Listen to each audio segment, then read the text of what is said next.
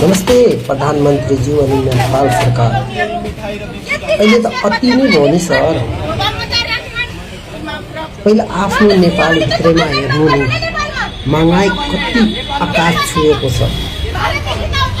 त्यसपछि तपाईँ कानुन लगाउनु, जे कानुन लगाउनुहुन्छ हरेक जनताले मान्छ।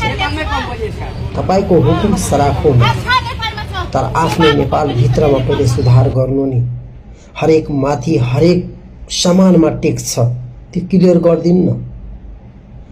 नेपाली जनतालाई यदि नेपालमै सजिलो पायो भने, हरेक सामान सस्तो पायो भने कुनै नेपाली नागरिक किन इन्डिया जान्छ र? जाँदैन सर। अहिले अलिअलि सामान ल्यायो भने त्यो बोर्डरमा समस्या के हो?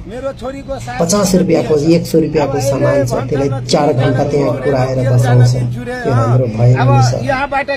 यस्तो नहोस् कि एक दिन यही जनता 70,000 रुपैयाँ खर्च हुन्छ रोडमा उतर्नु पर्छ। किन्दाखेरि 1,30,000 40,000 किन भनेको यसमा हामीहरू धेरै कुनै मान्छे नेपाल जान्छ व्यापारी हामीहरू होइन, व्यापारीलाई रोक लगाउँदा राम्रै हो।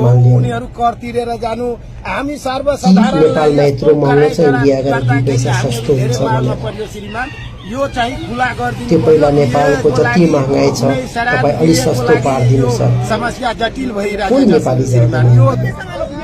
सानो सानो सामान ल्याएर यत्रो लफडा गर्छ त्यो बोर्डर छेउमा, यति गर्छ दिक्क लागेको सामान त्यही फालिदिन्छ, त्यही सामान त्यही च्यातेर फालिदिन्छ। कसलाई नोक्सान भयो सर? यो जनतालाई भयो छ। त प्लिज यसलाई अलि हेरिदिनु।